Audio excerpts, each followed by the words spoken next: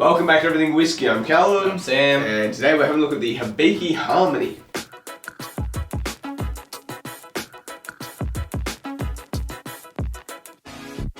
Today we're checking out something which I didn't think we'd be able to get our hands on for a while, just because of the way the Japanese whiskey market is looking at the moment, but we got lucky with a bit of a boutique store in our area and we got a hold of a Hibiki Harmony. Now this is not an aged version, or an aged, it's obviously aged, but it's not an age statement version. But still, they're still really hard to get because of the boom in... The first drops have already wasted it. Now Hibiki Harmony was led by head distiller Shinjiro Tori from Suntory. Now it's from distilleries from Chita, Yamazaki and Hakushu, and they used a variety of barrels including American oak, sherry finished and Mizunara casks. So there's a lot of interesting stuff in this. It's not just a blend, you know, like there's a lot of crap going into this, a lot of thought, a lot of time, a lot of resources. And I mean, come on, look at the bottle. The bottle's just beautiful. If you ever want, oh no, the stain on the label. It's alright, it'll evaporate. If you ever want a bottle to become your decanter, what? I nearly just took a sip of it.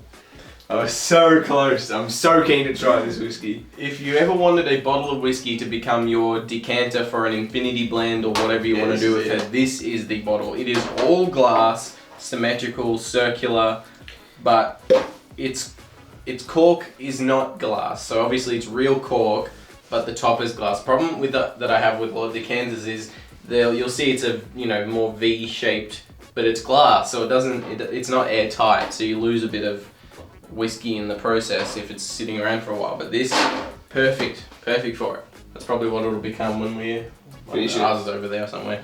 But so, once we'll move it into that one. What distilleries you said? There was Chita, Suntory, Yamazaki and Hakushu. Yeah.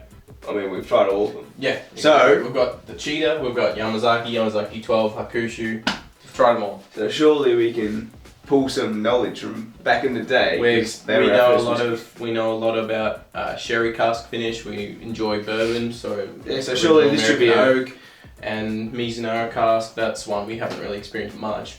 We've had Shivers Regal. We've had the Shivers one and stuff like that. But still, the nose is friendly. Getting like white grapes. And it reminds me of the Kensei, but the Kensei was less deep. This smells not rich. Rounded edges. The Kensei was kind of like spikes and weird. It was like ethanol. It smelled a bit cheap. This is just round and fruity. Honeysuckle. Yeah, this smells like the Chita. Similar, yeah. It's a mix of the Chita and Kensei. I know Kensei's not related at all. Yeah. But it smells like those two. It's got some kind of earthiness from, I assume, Hakushu. It's also 43%, which I'm pretty sure. Let's just check. I think they're all about 43%. 43. Yeah. It's so sweet. I think we need to taste this. Yeah, I'm gonna jump in. What I normally get from Japanese whiskey is this very floral sweetness that all the ones that we've tried have been mostly blends. Yeah. And we kind of get that ethanol flavour.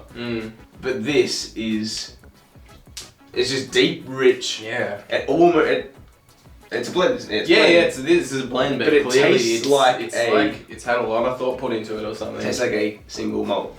Yeah, that's if it has a taste. It tastes like if someone's gonna say, it tastes like a pot still or a single malt. Yeah. Or it just tastes a bit thicker. I know single malt is, it's kind of a fallacy to say that it's stronger or more tasteful or something.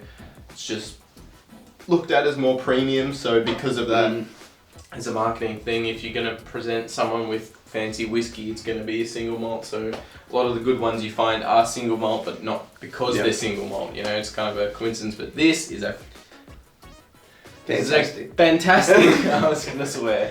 This is a fantastic example of why you should not just stick to single malts, because this is so rich in flavour. Yep. But by God, is it friendly. This is smooth. I know smooth is another thing people get pissed off at, but get over it. It's really easily palatable. There's no struggle. It's just The only struggle with this whiskey is the cost.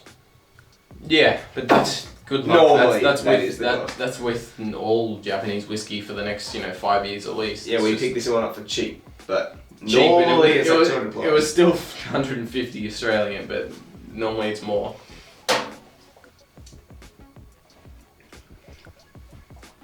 Sweet, so sweet. Grapes, honeysuckle. It's not sickly sweet though. No, It's just sweet. It's just and it couples perfectly with the floral notes. some grapes.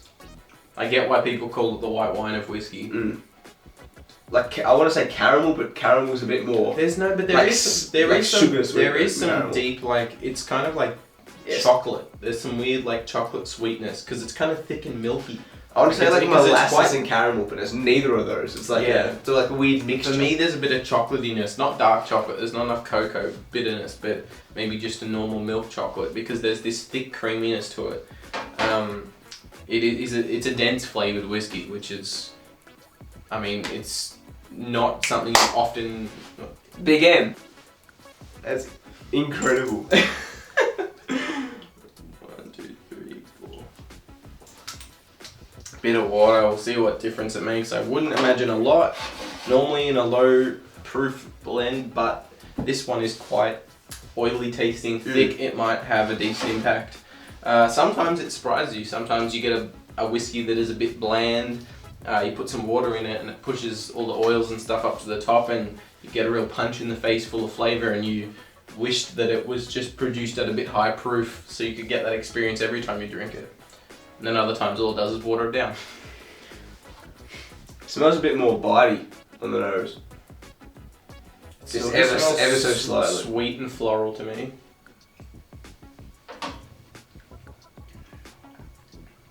A little bit more burn. Oh yeah. Bit more burn, not more enjoyable, for me at least. The flavours aren't turned up, but the burn is. For me, the flavours are a little bit dulled. Yeah. A little subdued. It's kind of more just burny and sweet. Yeah, the sweetness is kind of like turned up a little bit. Same with the alcohol, but everything else is just kind of turned down. Yeah. This is a fantastic blend. I think that people, I was about to say, I think people that turn their nose up at blends should really try this, but people that turn up their nose up at blends probably are not prepared to spend the amount that you need to spend on this kind of blend. But that's just, I don't know, that's the way it goes, I guess. Yeah, so, if it's a good taste, then you don't have anything to worry about. Yeah, this is a really good blend. This is a fantastic whiskey. This is really easy going. I've got to be careful with this one because I want to keep it pretty high because I don't want it to disappear. But it's very easy to drink, so it could go down a bit too easily. But I might just put this up on the top shelf and forget about it. Try and forget about it at least. Either way, when we finish it, we'll turn it into a decanter. Anyway, thank you very much for watching this episode of Everything Whiskey. If you liked it, please leave us a like. If you want to see future episodes from us, maybe consider hitting that subscribe button. We'd really appreciate it. And if you do, we'll see you in the next one. Polishing it off. Cheers.